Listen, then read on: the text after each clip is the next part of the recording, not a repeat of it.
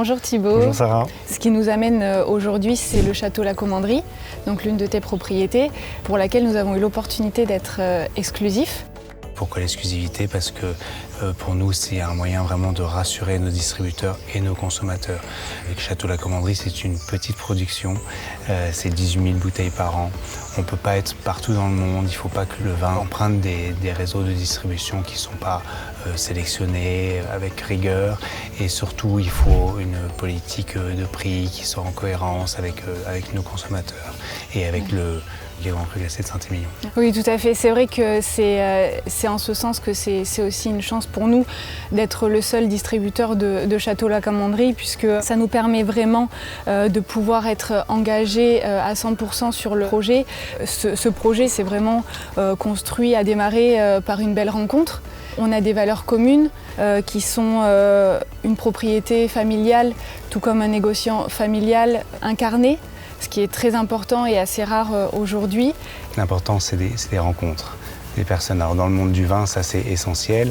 Donc ça a été un vrai coup de cœur. Voilà. Et c'est pour nous, c'est ce qui guide beaucoup notre philosophie, notre démarche dans le vin. C'est ce qui nous a amené à Saint-Émilion. Saint-Émilion, comme tu le sais, c'est 1 500 000 touristes par an. C'est un village classé au patrimoine mondial de l'UNESCO, des vignobles qui ont été les premiers classés au patrimoine mondial de l'UNESCO. Au-delà de la qualité des vins, c'est ce qui nous a amené à Saint-Émilion. C'est le fait de pouvoir recevoir, de pouvoir partager notre bonheur, notre passion. C'est vrai qu'avec 3 propriétés à Saint-Émilion, ça permet d'avoir une belle vision de la diversité des terroirs. En plus, vous avez des chambres d'hôtes, vous avez un restaurant, ce qui permet vraiment aux visiteurs d'avoir une expérience complète, unique.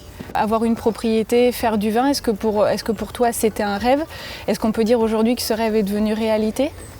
D'abord, oui, ce qui nous a amenés à Saint-Émilion, Magali et moi, c'est effectivement un rêve de faire du vin, de vivre cette vie de vigneron. Je veux vraiment insister là-dessus. C'est un mot important pour toi, le mot vigneron? Très très important. À Bordeaux, on a souvent l'habitude de parler d'étiquette, on parle peu de vigneron. C'est aussi une des raisons pour lesquelles on s'est installé à Saint-Émilion, parce que ça reste une appellation où il y a encore des vignerons. C'est-à-dire des personnes qui appartiennent à leur terroir, à leur vigne, qui la font vivre, qui l'habitent et qui revendiquent un style, parce que Saint-Émilion, effectivement, c'est une diversité de terroirs qui est inouïe, avec notre diversité de sols, du calcaire à l'argile, au sable, au grave.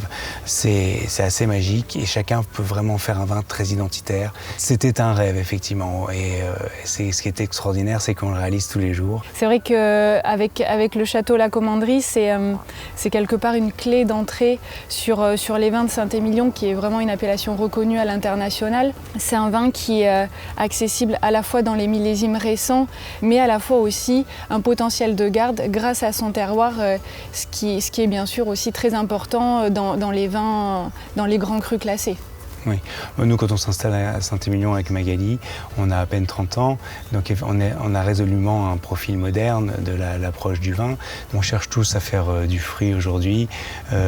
Moi, je dis qu'à Château La Commanderie, on fait du charme. Et ce charme, il repose sur cet assemblage Merlot pour 75%, Cabernet Franc pour 25%, ce qui amène un côté floral, un côté très élégant au vin, qui est très particulier, je pense, par rapport à Saint-Émilion. Une belle finesse. Très belle finesse. Tu parles de modernité, et dans cette modernité, je pense qu'aujourd'hui, on parle de plus en plus de biodiversité. Je suppose que c'est quelque chose qui est assez important pour vous. On a été très tôt engagés dans les démarches environnementales qui sont développées depuis 20 ans à Bordeaux. On n'en a pas beaucoup parlé jusqu'à maintenant, mais Bordeaux est très très très dynamique en faveur de l'environnement.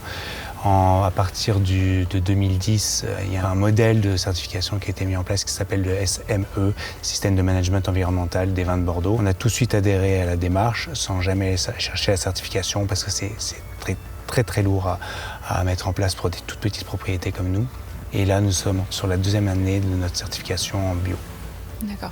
Je disais vous parce que c'est vrai que ta femme et aussi Magali est aussi très impliquée, je suppose. On travaille ensemble. Voilà, une belle complémentarité. J'ose le croire. Merci beaucoup Thibaut. Merci Sarah.